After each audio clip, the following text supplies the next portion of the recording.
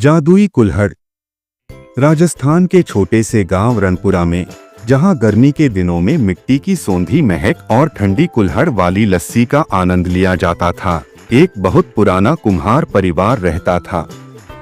उसी परिवार में जन्मा था गोपाल, जो अपने पिता की तरह एक कुशल कुम्हार था। लेकिन गोपाल का सपना था कि वह ऐसा कुल्हड़ बनाए जो सिर्फ पानी ठंडा न करे बल्कि कोई जादू भी कर सके। गोपाल का सपना। गोपाल अपने चाक पर घंटों बैठा मिट्टी के छोटे बड़े बर्तन बनाता और फिर उन्हें तपाकर कुल्हड़ का रूप देता। उसका मानना था कि मिट्टी में जीवन बसता है और अगर सही तरीके से इसे संवारा जाए तो यह चमत्कार कर सकती है।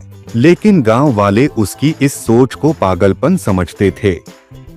एक दिन जब वह अपने दादाजी के पुराने संदूक को साफ कर रहा था तो उसे एक पुरानी पोथी मिली। इस पोथी में लिखा था कि एक विशेष प्रकार की मिट्टी और कुछ दुर्लभ जड़ी बूटियों को मिलाकर अगर कुल्हड़ बनाया जाए तो वह जादुई गुणों से भरपूर हो सकता है। यह पढ़कर गोपाल की उत्सुकता और बढ़ गई। दुर्लभ मिट्टी की खोज। पोथी के अनुसार इस जादुई कुल्हड़ को बनाने के लिए चंद्रमृत्तिका नामक मिट्टी की आवश्यकता थी, जो केवल अमावस्या की रात में एक विशेष गुफा में पाई जाती थी। गोपाल ने इस मिट्टी की खोज में जंगलों की खाक छानी। गांव के कुछ बुजुर्गों ने उसे चेतावनी दी कि यह गुफा श्रापित है और जो भी वहां जाता है वापस नहीं आता। लेकिन गोपाल अपने इरादे का पक्का था। उसने हिम्मत जुटाई और अमावस्या की रात अकेले ही उस गुफा की ओर बढ़ चला। रहस्यमयी गुफा। जब गोपाल गुफा में पहुंचा तो वहां चारों ओर अजीब सी रोशनी फैली हुई थी। उसने देखा कि वहां की मिट्टी हल्की चमक रही थी। जैसे ही उसने मिट्टी उठाई, एक गहरी आवाज गूंजी, जो इस मिट्टी को ले जाएगा उसे इसकी कीमत भी चुकानी होगी। गोपाल घबराया, लेकिन उसने हिम्मत नहीं हारी। उसने झोले में मिट्टी भरी और वापस लौटने लगा। तभी उसके सामने एक विशालकाय छाया प्रकट हुई। यह गुफा का रक्षक था, जिसने कहा कि यदि गोपाल इस मिट्टी का सही उपयोग करेगा तो वह उसे जाने देगा, अन्यथा उसका हश्र भी उन लोगों जैसा होगा जो लालच में इसे ले गए थे।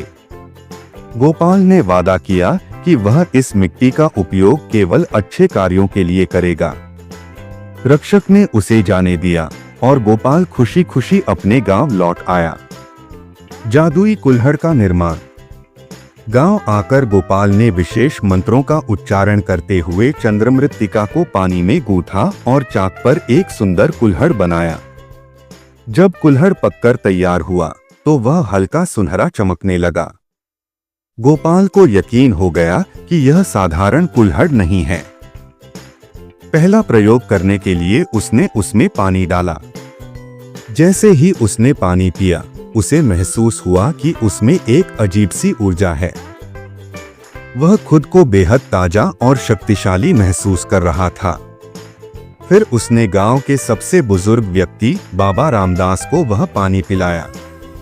बाबा, जो कई वर्षों से बीमार थे, अचानक स्वस्थ महसूस करने लगे। गांव वालों को जब यह पता चला तो वे सब हैरान रह गए। लालच का साया। धीरे धीरे जादुई कुल्हड़ की चर्चा दूर दूर तक फैल गई।